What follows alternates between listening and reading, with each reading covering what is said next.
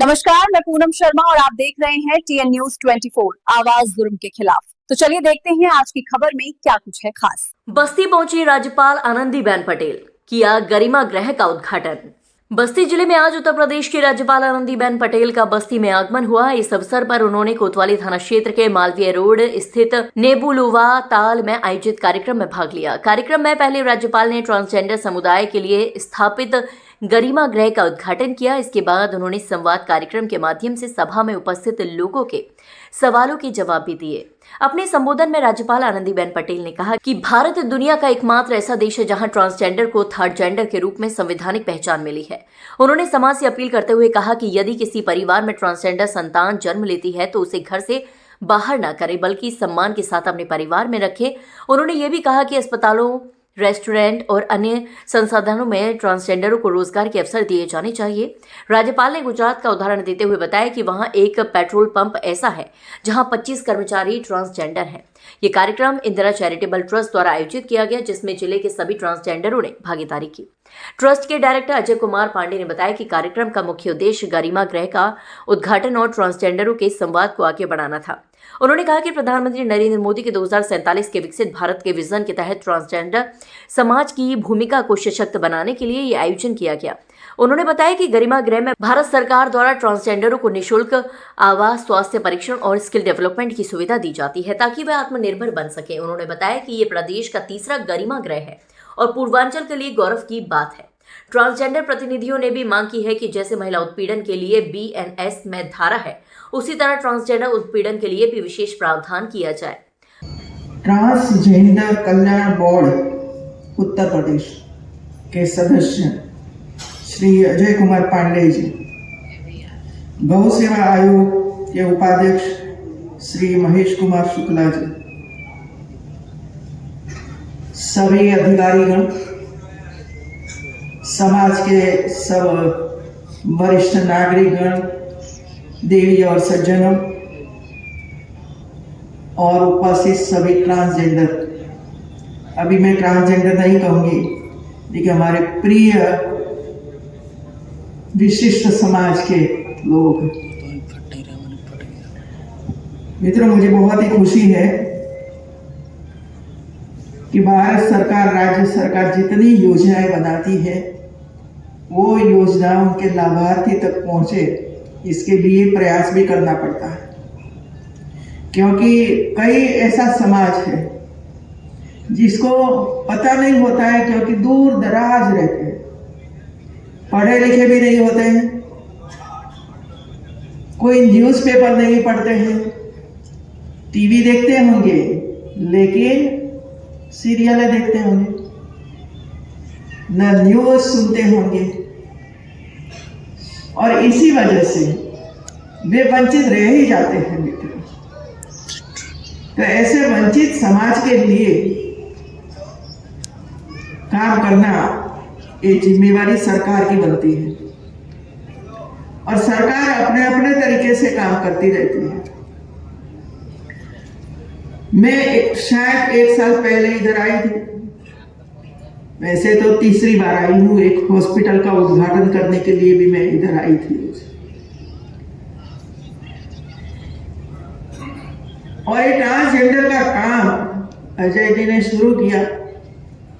मुझे बहुत ही खुशी हुई मित्रों, कोई व्यक्ति ऐसे समाज के लिए काम करे।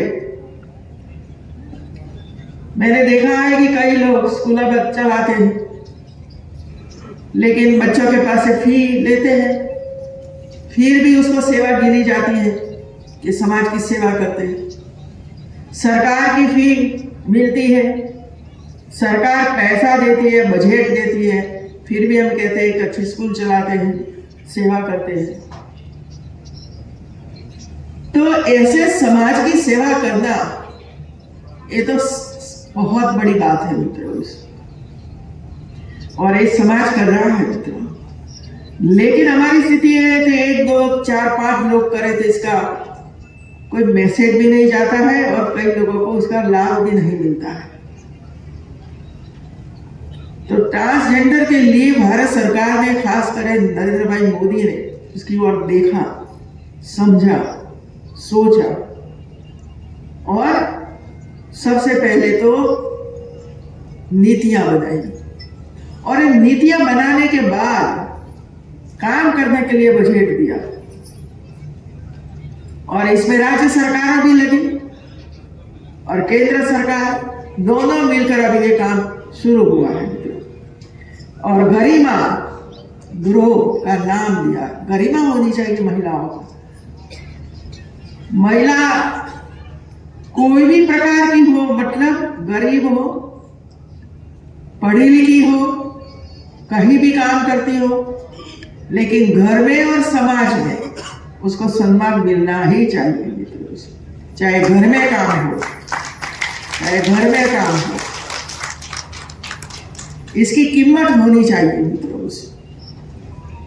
विषय है, समाज में कई ऐसे परिवार हैं मित्रों, गलतियां करते हैं।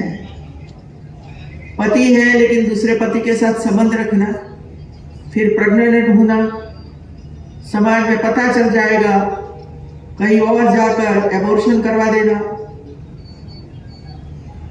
और कहीं और जाकर बच्चों को जन्म देना और बाद में छोड़ देना।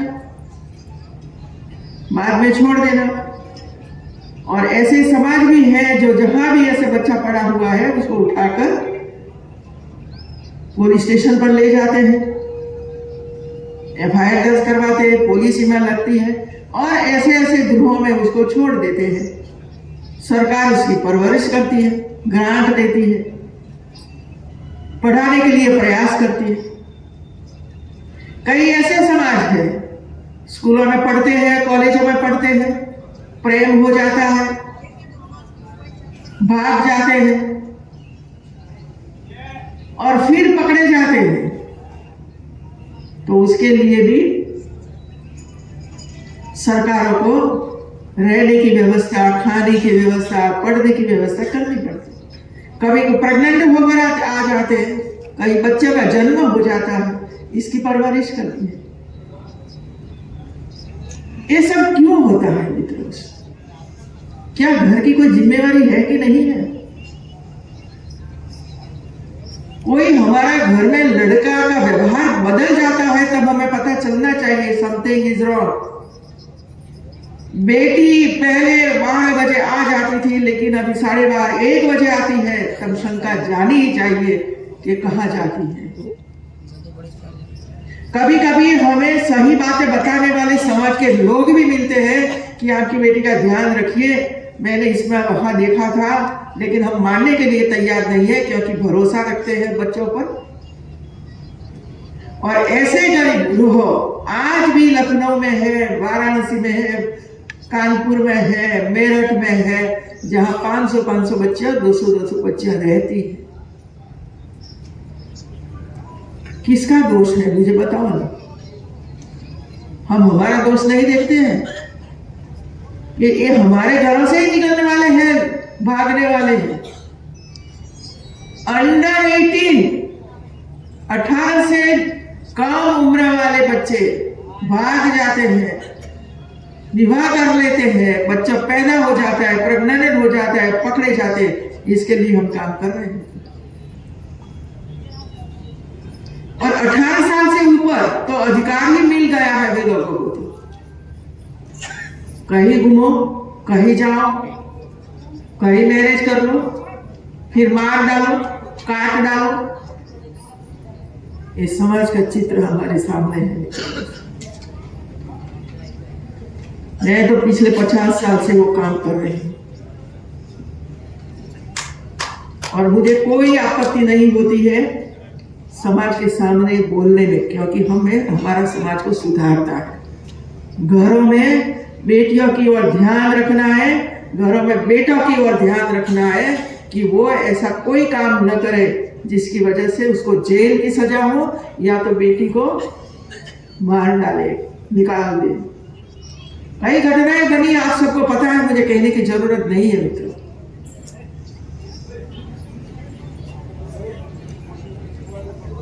आपको मैं बता दूं मित्रों, शायद 2 महीने पहले मुझे एक जज साहब मिलने के लिए आए।